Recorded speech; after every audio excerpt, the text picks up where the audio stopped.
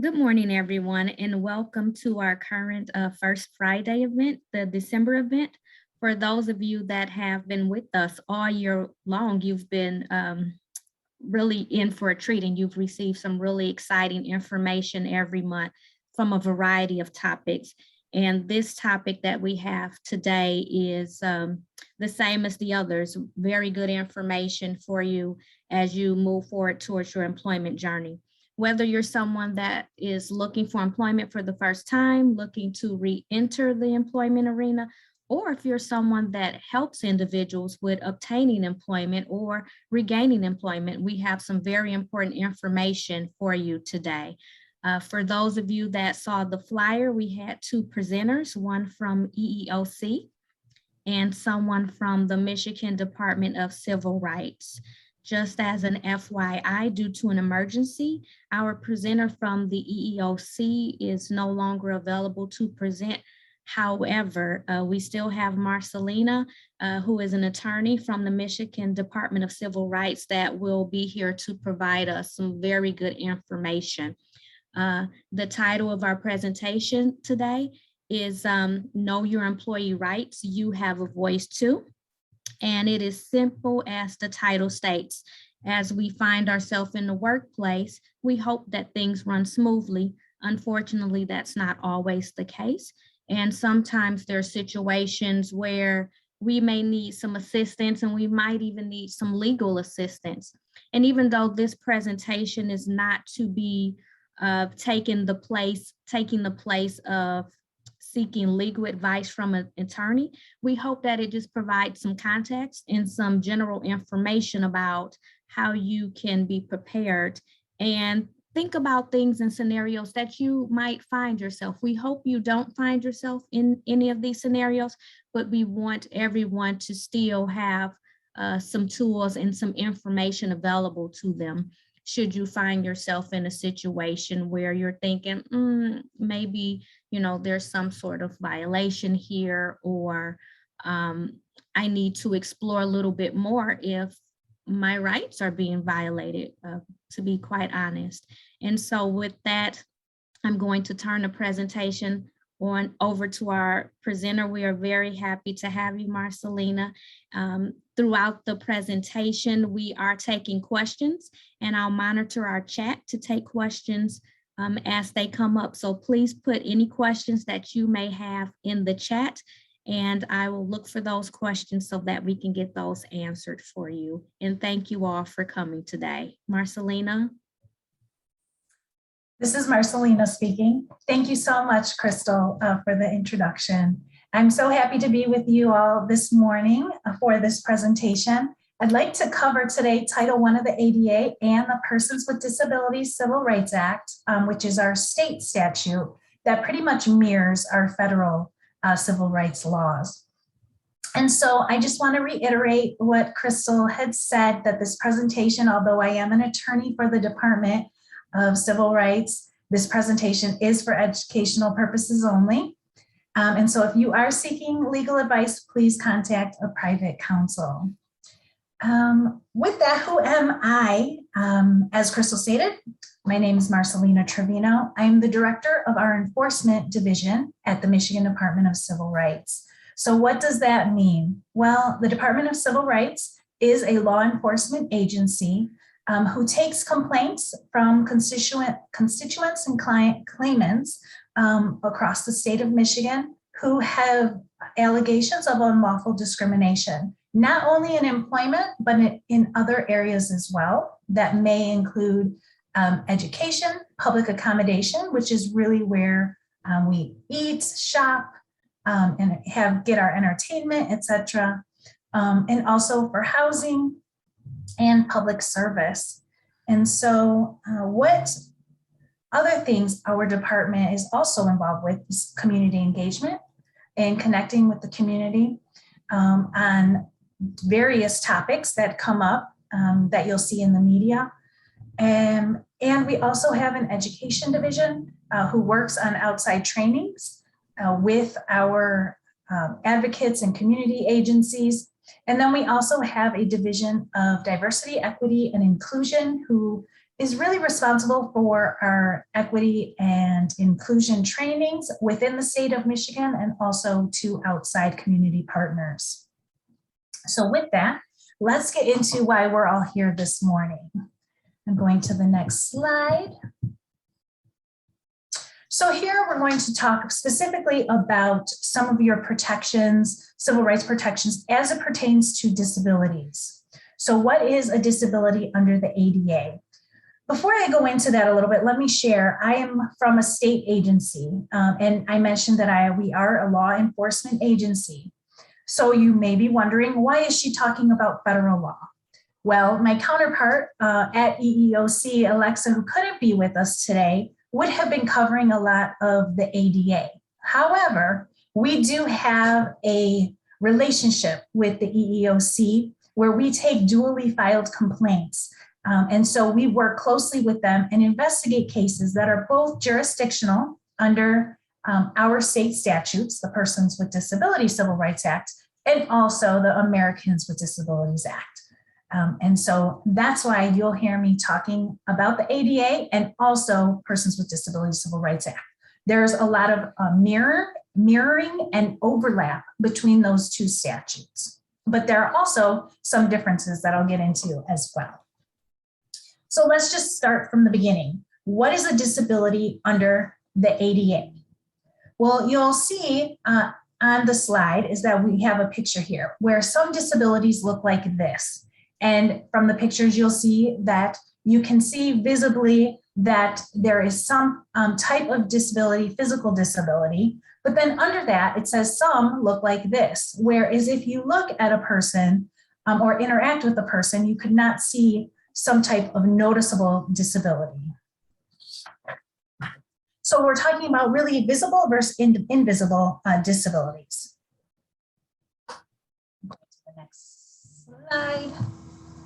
So defining disability. Disability is defined really in three ways under the ADA as well as Persons with Disabilities Civil Rights Act. It can be defined as a physical or mental impairment that substantially limits one or more of an individual's major life activities. And I'm going to break that down a little bit in a moment. The second is a record of such an impairment, or the third, being regarded as having such an impairment. Now, again, I continue to say that this is the definition under the ADA and Persons with Disabilities Act. And it's very important because there are other state statutes in other realms, such as Social Security, that may have a different definition of what constitutes a disability. So we're keeping it we're keeping it within the two statutes that we'll be discussing today. So we talked about a physical or mental impairment as being one of the ways. So a physical impairment could be something that you see with your eyes, such as missing a limb or a digit. They also include things that you cannot see, such as a person who is deaf or hard of hearing, a person with a neurodiversity, such as dyslexia, or someone who may be on the autism spectrum, or a person who has some other type of learning or developmental disability. But then when we also talk about mental impairments, these could include psychological disorders or mental illnesses, such as schizophrenia, major depression, PTSD, etc. So that covers one or more impairments. Then we go to the next part of substantially limits. Now, substantially, when we talk about substantially limits, it's really a lower degree of functional limitation than what was previously applied by the courts before the ADA Amendments Act. And really what the act was doing and the ADA does do is it broadens its protections for individuals with disabilities.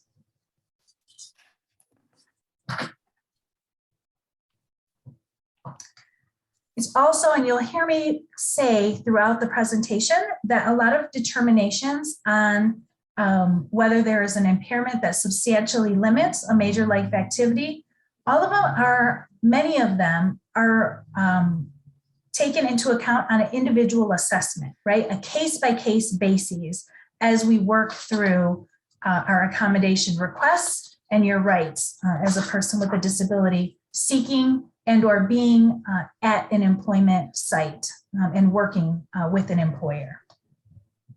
So we have one or more impairments that we covered with the physical or mental impairments. We defined substantially limits, and now we're moving on to one or more major life activity. I'm going to the next slide. When we talk about major life activities, we have examples that are listed actually in the federal statutes. And this list has actually been expanded again because the intent in the federal statute is to cover more people with disabilities and not be so limiting in those protections.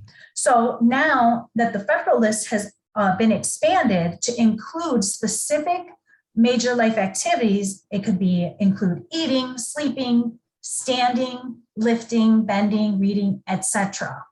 I do have on the slide that this is a non-exhaustive list, right? So again, the statute and the legislative intent is to broaden the protections. And so it's also very important to know that this is not an exhaustive list. I'm going to the next slide. And to even to reinforce some of that expansion that we talked about with the major life activities, it also in the statute broadened that to include major bodily functions. So now major life activities encompasses some of that. And again, the statute provides some of the examples that include your immune system, right? Normal cell growth, your digestive system, bowel, bladder, neurological, brain, respiratory, et cetera, et cetera. It even includes reproductive functions. And again, not an exhaustive list, but here we have some major bodily functions that also are encompassed under major life activities. So just to bring that all together, when we talk about disability and qualifying is that we have the definition then of a physical or mental impairment, which we covered, that substantially limits one or more of an individual's major life activities. So that is our definition under the federal statute of the ADA, or what would constitute a disability. Again, very broad, non-exhaustive list, case-by-case basis. The other issue I'd like to just briefly touch on is episodic impairments may also qualify as a disability. And so when we talk about episodic, it's just things, if someone has a disability that maybe isn't flared up or isn't causing issues all the time, it still constitutes and qualifies as a disability. And again, just noted on the slide that remission is also included as well. I'm going to the next slide. A record of impairment. We talked about the three different ways that you would qualify or the protections fall under the ADA and Persons with Disabilities Act. And so when we talk about someone who has a record of impairment, this includes people who have had a history or maybe were misclassified as having some type of mental or physical impairment that again substantially limits one or more major life activities, even though that person may not currently have that disability. Okay, but there still is a record of impairment and there are issues happening around that. Just a side note, a history of alcoholism or drug addiction qualifies as a record of impairment. Alcoholism is a disability under the ADA. However, we also have recovering people with addictions, with drugs. Those are also protected under the ADA. But let me just state, however, a person who is currently using drugs is not protected under the ADA. All right, I'm going to the next slide. We also have regarded, I see an interpreter switch. I'm going to pause for a moment. Great, so our next slide, regarded as having a disability. What does that mean? So regarded as having a disability can mean two things. An individual has an impairment that does not substantially limit a major life activity, or an individual does not have an impairment, but is treated by your entity, your employer, as having an impairment, okay? And so these are also protected activities under the ADA. Going to the next slide. And talking about the types of disability discrimination that you may find in the employment site. Like Crystal said, we always hope that you don't face any of these challenges or unlawful discrimination scenarios. However, just putting it there for your knowledge. The types of disability discrimination that we've seen and we actually investigate include a difference in treatment. That's the first. So I was treated differently than others because of my disability. Okay. And these, I'm saying these all in the aspects of employment. Okay. The second we see is a failure to accommodate. And I'm going to get into this later on because this is probably the most important area and the most, we see a lot of complaints surrounding a failure to accommodate complaints. Okay, so a failure to accommodate would be I requested a reasonable accommodation or some type of modification and was unjustly denied. Okay, the third type of disability discrimination is a hostile environment, meaning I received unwelcome comments or conduct that was severe or pervasive because of my disability. Okay, so something that was so severe or pervasive, it's an or, it's not both. And so we would analyze that to see if that would qualify as a hostile environment. And then the fourth is important as well, just to note, retaliation. So I complained of some type of discriminatory treatment that I feel I am receiving in the workplace. And I was penalized then later on for complaining on behalf of myself or someone else. Okay, so sometimes you'll see that in retaliation, you may have had an initial complaint or assisted in some type of complaint, and then you after or later were potentially disciplined, discharged, or something happened because of that initial complaint of unlawful discrimination because of disability. So the retaliation stands on its own. It doesn't mean that your initial complaint was cause, that we found cause in it, but it would be evaluated separately from that. Okay. I'm going to go to the next slide.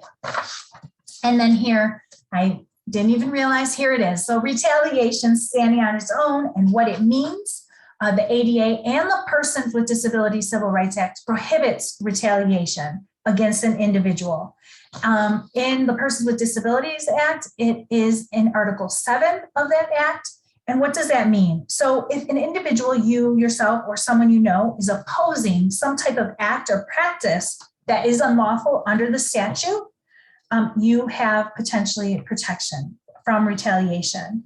If you yourself had made some type of complaint based on your disability, you actually testified in some way for either yourself or someone else who was had allegations and made complaint around unlawful discrimination, assisting or participating in investigation, proceeding, or hearing. So maybe you are a witness and then later, because of that, face some type of adverse action, some type of harm because you did that. And then aiding or encouraging someone else to exercise their rights. So maybe you aren't experiencing the unlawful discrimination, but your coworker is, and you encourage them to file some type of complaint about that. And then they know that it was you that potentially encouraged that person or talked to that person, and you yourself are then faced with some type of adverse action, discipline, discharge, something else, hostile environment, etc. Okay, and for retaliation, individuals may not be coerced, intimidated, threatened, or interfered with for exercising your rights. Going to the next slide. So protected activities. So when someone requests, and here it says customer, but even as an employee, requests a reasonable accommodation or aids someone in requiring or in requesting or obtaining an accommodation, that activity may be protected under both the ADA and the Persons with Disabilities Civil Rights Act. I'm going to the next slide. I apologize. So I mentioned earlier that I was going to get into kind of the meat of the presentations when we talk about reasonable accommodations. So that is the topic that I'm going to cover next. So the ADA under Title I and the Persons with Disabilities Act under actually Article 2 covers specifically employment issues.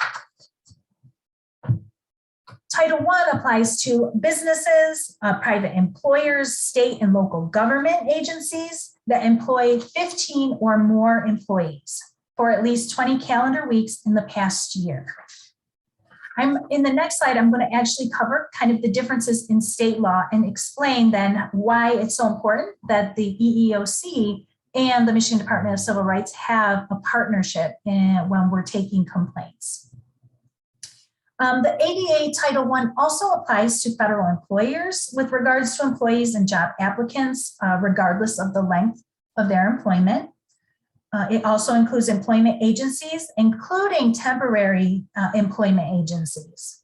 And then it also includes labor unions and joint apprenticeship committees that either operate a hall or have at least 15 members. Again, you'll see that 15 member or employees for under federal law to file.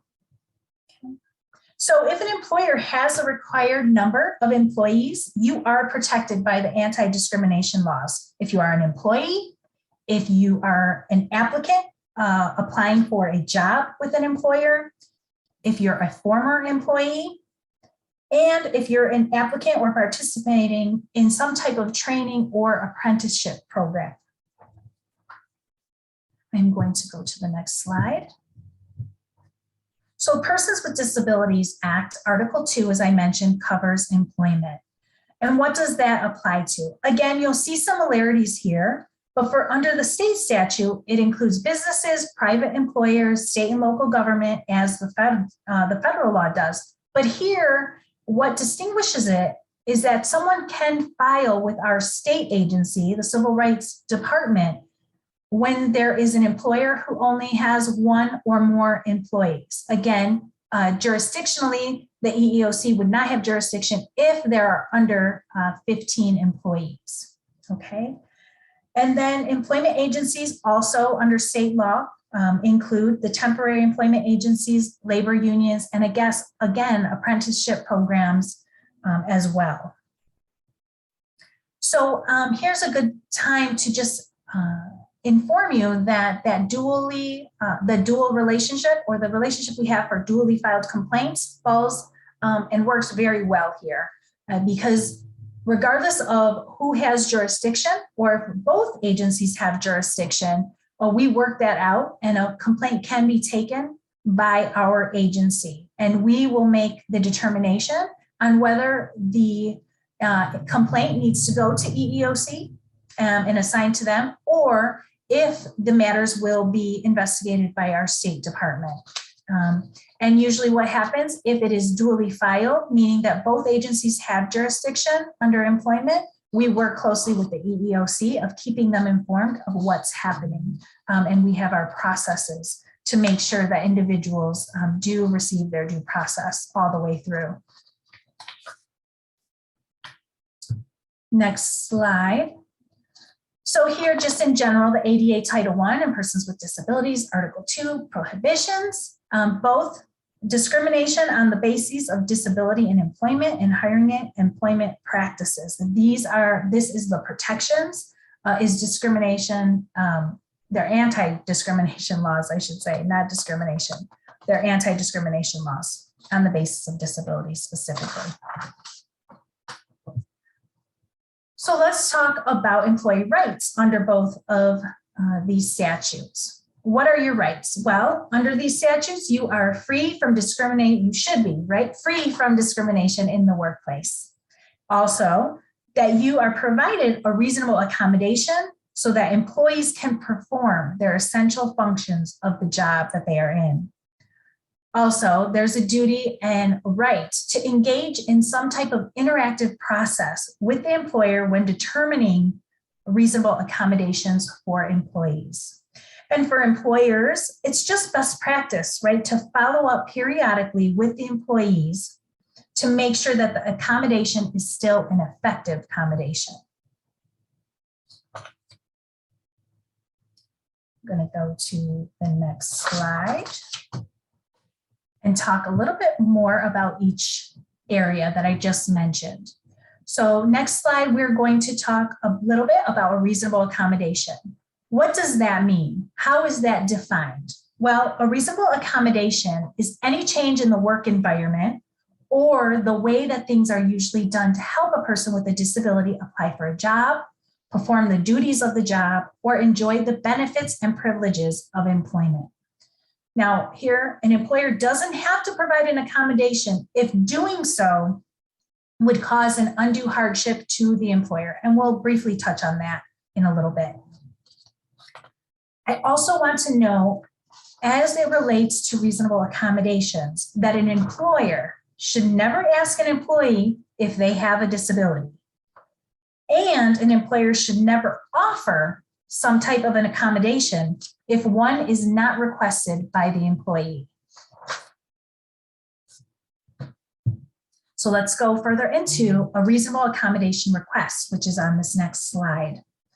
So for a reasonable accommodation, there are no specific words that are necessary. So an employee doesn't have to say to their employer, I am requesting a reasonable accommodation based on my disability. There's no specific words. You need, as an employer, to listen to what a person is saying. There's also no time frame as it pertains to the federal ADA law. So an employee may make a request at any time for a reasonable accommodation under the ADA. Here's one of the distinctions for state law when we're talking about that. Persons with Disabilities Civil Rights Act does require notice of at least 182 days of first knowing the need for an accommodation. No writing requirement is allowed under the federal statute. So under the ADA, requests can be verbal and not required to be made in writing.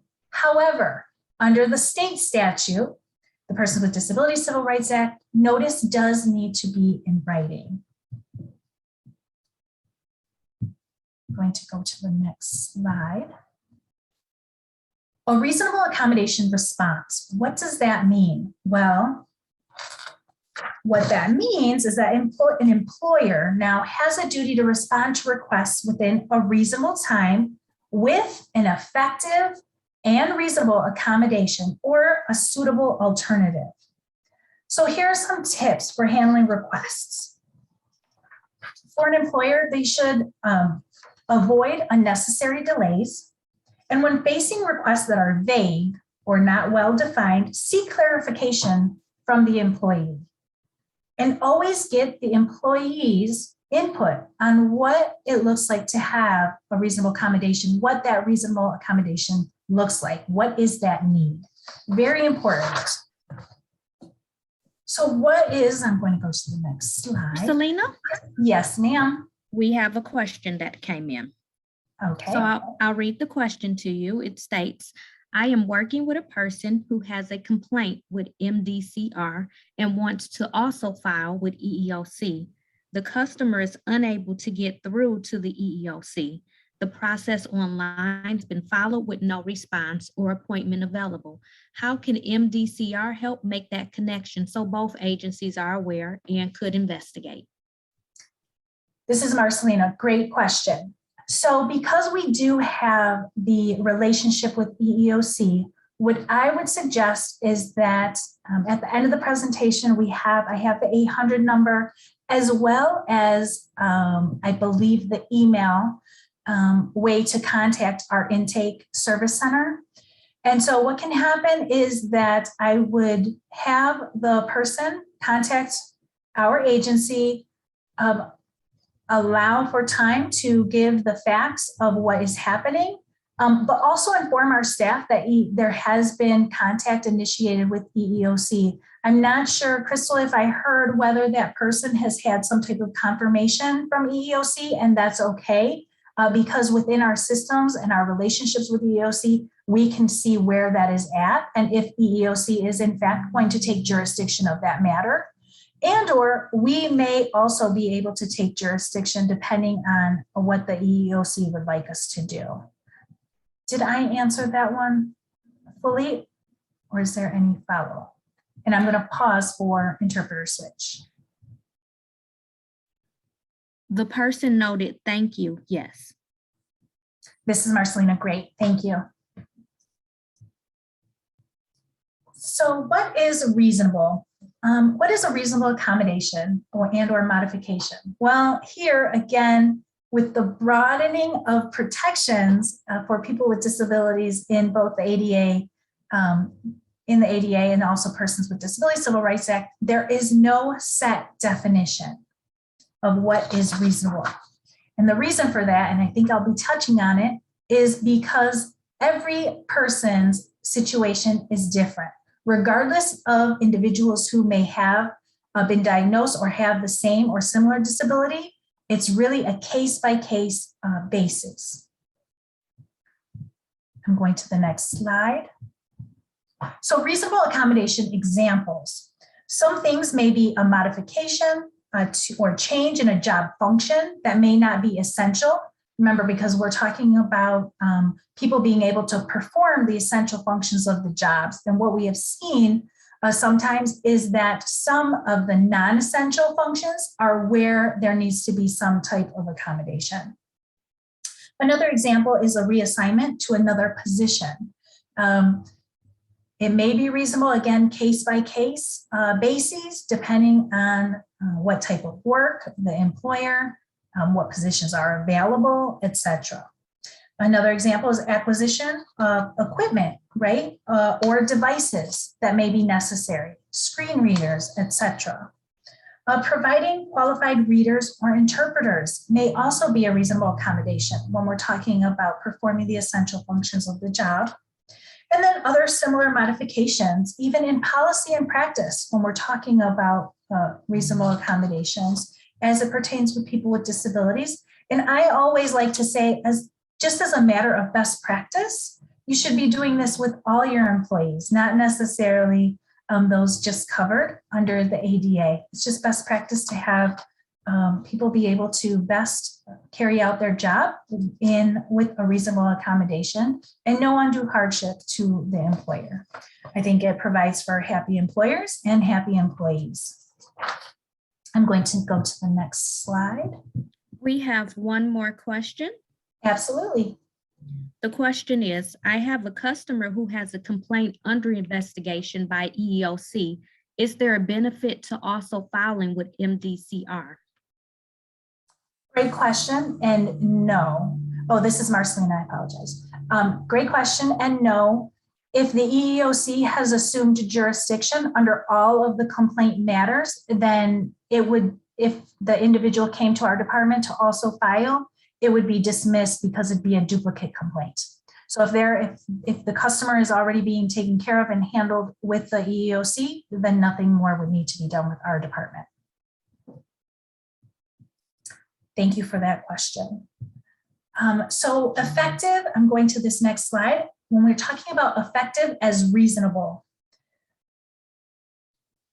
courts determine that an accommodation or modification is reasonable under the ADA if it is effective. What does that mean? Effective reasonable accommodations mean it enables a person to perform the essential functions of the job. It also provides an equal opportunity to enjoy the benefits and privileges of employment. And each accommodation request must be considered on a case-by-case. And I know I mentioned this earlier, and I will continue to say it, case-by-case basis, and must be tailored to the specific needs of a person with a disability. I'm going to the next slide. So here I have preferred versus provided, and this is as it relates to a reasonable accommodation request. A department does not need to provide an individual their preferred accommodation as long as the employer does provide an effective and reasonable alternative. Okay, so the department may suggest, so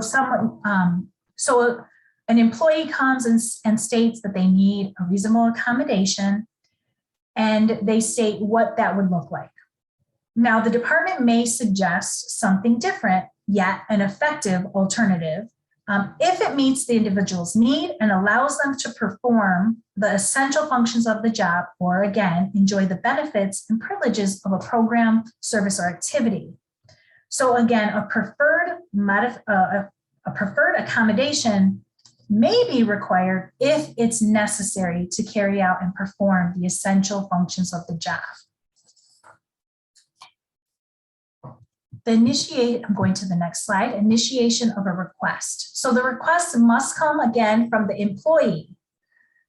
Remember, an employer should not be asking an employee if they have a disability, and they should not be asking whether a person needs an accommodation.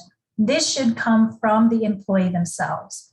Again, under the ADA, no specific, and the Persons with Disabilities Act, no specific words are required of seeking out a reasonable accommodation. It's really up to the employer to hear what the employee is saying. So a disability plus the need for an accommodation equals accommodation request, okay? Employers are, though, allowed to ask for more information regarding a request for a reasonable accommodation, okay? And I often really suggest that this should be referred to the HR department or the unit that is responsible for reasonable accommodation requests, which usually does sit within the Human Resources Department. I also encourage employers, supervisors who have an employee who may request a reasonable accommodation to please refer to their HR department to make sure that they are engaging in this process correctly and legally. I'm going to the next slide. And this is really going to recover, and we're going to talk about like the interactive process, the duty of employers under the ADA and the Persons with Disabilities Civil Rights Act. I'm going to the next slide when we're talking about activation of a duty. So an employer has a duty to provide an employee with a reasonable accommodation within a reasonable time, unless it provides good reason why the employer is not able to do so. Okay, so as soon as that request is made or within a reasonable time, the employer should be responding to the employee's reasonable accommodation request, which leads us into the interactive process. And when I talk about the interactive process, I'd like to say that this is the most important piece of the process when we're talking about reasonable accommodations. And it's an important piece not only for the employer, but it's also an important piece for the employee. I'm going to go to the next slide. The interactive process. So this is where we have a request that was made by an employee, and it's the first step. This activates the interactive process between the employer and the employee. So when we have an employee that makes a request, or the request is made potentially by the employee's doctor or some representative, the department then knows and has to address the issue and start a response or get a response, okay? Let's see, I'm going to go to the next slide because then we talk about the duty to engage. So now we've activated the interactive process by the reasonable accommodation request. We have the duty from the employer then to engage fully to see if that request is reasonable. And here the duty to engage is on both parties. When I say both parties, it's both on the employer and employee. So your employer has a duty to continue to engage, and both parties' engagement of determining what the reasonable accommodation may be must be in good faith. So both parties must act in good faith as they engage and continue to engage in the interactive process. I'm going to go to the next slide and talk about the interactive process elements. Again, I mentioned that it starts with the individual making a request for the accommodation. And then the departments, under number 2, the departments responds, the duty to respond in a timely manner. And this may include requesting that additional information about the accommodation request. Then 3, the individual provides the additional information if it's necessary. 4, the department provides a reasonable, again, it's not about heard by the employee, but what is an effective accommodation. And then 5th, the employer may periodically reevaluate the reasonable accommodation when appropriate. Again, best practice, check in with your employee. What was a reasonable accommodation at the time of the request may have changed depending on the duties of the work that's being done or something else. So it's always best practice to check in about the accommodation and is it effective for to perform the essential functions of the job. Okay. Let's see, I want to make sure I covered everything on that slide.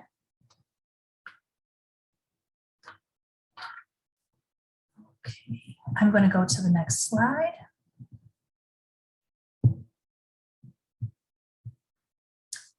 I'm going to talk briefly about the consequences of not engaging in the interactive process. Again, this is a duty for both the employer and the employee. So a failure or refusal of an employee to engage in the interactive process may result in a finding against the employee. So just as much as the duty is on the employer, it is also on the employee to continue the process. The employee could lose or forfeit their rights under the ADA and Persons with Disabilities Act if there's not good faith in continuing the interactive process. And then the other side of that is also the failure or refusal of the employer to engage with an employee may also support a finding of discrimination against the department. And for our department, we have seen that work both ways, where an employer either fails to interact and engage in the interactive process with an employee, but we've also seen it where an employee begins the interactive process by making a complaint, or not a complaint, making a request for the accommodation. The employer then needs additional information because it's vague on what would be effective for the accommodation. And then the employee at that point feels as if the employer may not have been engaging in good faith. However, it's important to continue those interactions and in good faith, like I mentioned earlier. Next slide. So other considerations. Marcelina, this Yes. is Crystal. We have another question. The question is, should a person with a disability be limited to employment that is not in alignment with their interests or abilities just because this is the norm for the agency responsible for assisting the individual and because the agency says so? Oh, this is Marcelina. Can you repeat the question one more time, Crystal? Okay. It states, should a person with a disability be limited to employment that is not in alignment with their interests and or abilities just because this is the norm for the agency responsible for assisting the individual and just because the agency says so? Okay, this is Marcelina. Great question. In the experience that I've had in teaching and doing trainings like this, I don't think any individual should be limited to employment opportunities based on their disability. Again, if an individual can carry out the essential functions of the job, then that needs to be explored more if an agency is not willing to interact or consider individuals with a disability or without, just because of prior practice or current practice in that. Does that answer the question? So ultimately, in a nutshell, I don't think that any person should be limited based on an employer's practice, especially when the individual can and is able to carry out the essential functions of the job that is being posted.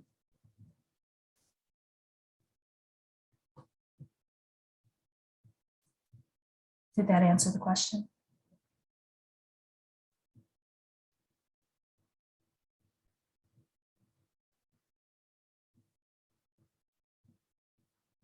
Okay, we have another question. It says, what can be done if this is happening? I believe that's a follow-up to the first one. Great. This is Marcelina. I would explore filing a complaint with one of the law enforcement agencies, whether it's EOC having jurisdiction or with our department. And again, if that's something that this individual would like to do, we do look at the duly filed complaints and see who has the jurisdiction to take the complaint. I was just going to follow up with, if this is something, this is an issue that can also be flushed out with intake to get more of the specifics around the employer and what is happening, etc.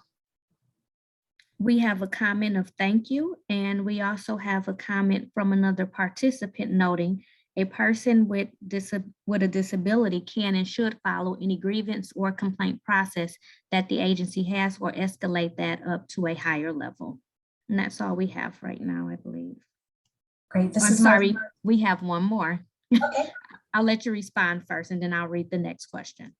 I was just going to reiterate then, this is Marcelina speaking, for that of bringing it up to a grievance and making a complaint within the department. Again, just reiterating that retaliation is also there in case that there is some backlash for actually going through that process, because that would qualify as a complaint based on unlawful discrimination due to a disability. So something to consider, not that I hope that retaliation happens, but a lot of times individuals forget that retaliation stands on its own when we're participating in some type of protected activity, meaning standing up or reporting incidents of unlawful discrimination within your agency. Thank you. We have one comment, seems to be a follow-up, and then a question. I'll read the comment first.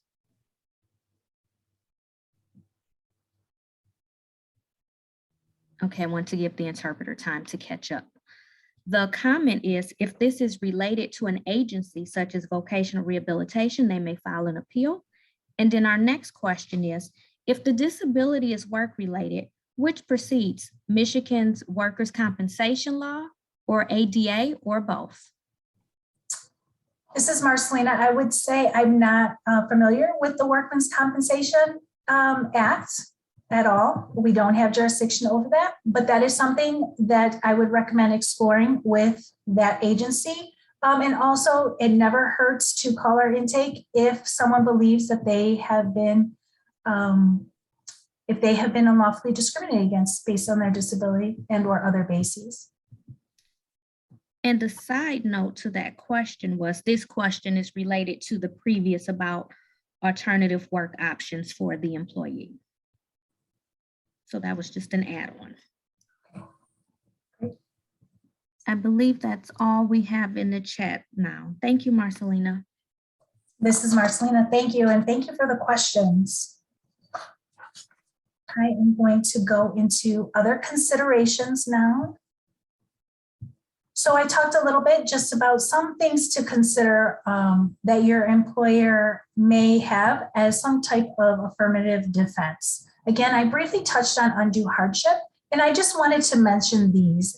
I don't think it's anything that we need to spend a lot of time on, but just wanted to mention that if there is some type of significant duty or expense, the employer may deny the reasonable accommodation because of some type of undue hardship.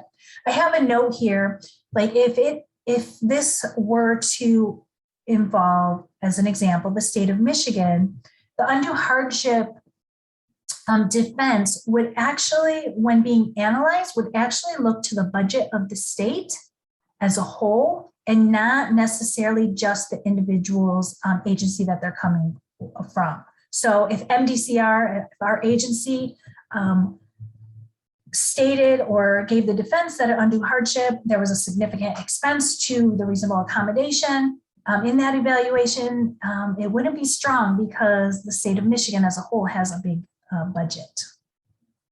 And then not qualified. So again, employee, the employee cannot, if an employee cannot do the essential functions of the job with or without an accommodation, then that would be also a defense for an employer. And then direct threat, a significant risk to the health or safety of others that cannot be eliminated by a reasonable accommodation. Wanted to mention those, and I'm going to go on to the next slide. And I think that this is leading into the end of the presentations, but I wanted to also state and mention multiple accommodations. So an employee may require more than one accommodation, one or more reasonable accommodations to perform the essential functions of the job. And I just wanted to mention that because this isn't a one or none. This is whatever reasonable and effective accommodations an employee needs to carry out their essential functions of the job would be okay. So it's not limited to just one. Your employer, the department that you work with, the duty to interact and work through reasonable accommodations is something that is ongoing. Again, not a one and done situation. This is continuous. And that's why I stated for best practices, it's always good for an employer to check in with an employee to see how that accommodation is working out to perform those essential functions. And also for the employee to be able to say whether an accommodation is no longer an effective accommodation and to make those changes necessary to perform the essential functions of the job. If an accommodation proves ineffective, again, the department, the employer is advised to consider alternatives. Again, it engages and starts that duty of the interactive process from both the employer standpoint and employee.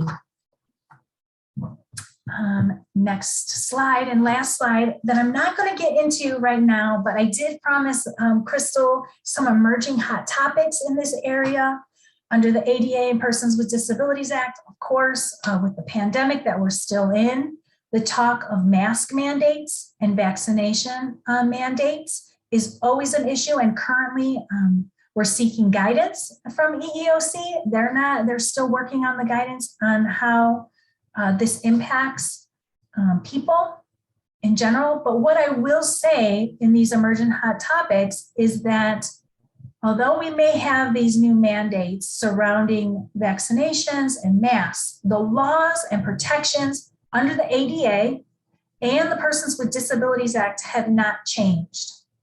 And so again, the request for reasonable accommodations as it pertains in these areas is something that should trigger an interactive process. And then we'll trigger all of the other topic and areas that we covered today. With that, I'm going to go to the next slide that really has our contact information at the Michigan Department of Civil Rights. On the slide, I do have our email contact. So if you would like to start or pass on our email information, I advise it, it's there for you. And you know what? There is a typo in the slide, and I apologize for that. It should be mdcr-info@Michigan. Michigan is misspelled on this slide, and I cannot fix it while I am in presentation mode, but please note that Michigan should be spelled michigan.gov for that. And then also you could access our website. And there is also a link on there to be able to file or initiate a complaint via the web. And our 800 phone number, 1-800-482-3604. With that, that concludes my part of the presentation. And so, Crystal, I will hand it over to you. Thank you so much, Marcelina. Before we conclude, we have 2 additional questions. Do you have a moment to answer those 2? This is Marcelina, absolutely. Great. The first question, how do you address the what if scenario, meaning the employer says there is a possibility of a safety risk? This is Marcelina. So the complaint would still need to go through investigation, and each scenario is a case by case. So if there's a possibility, we work based on facts and what is, not on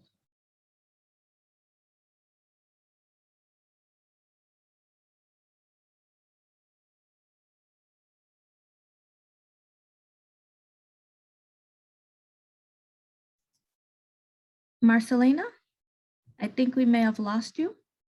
you know what? I saw the interpreter freeze and I wasn't sure, but I am here. Can you hear me?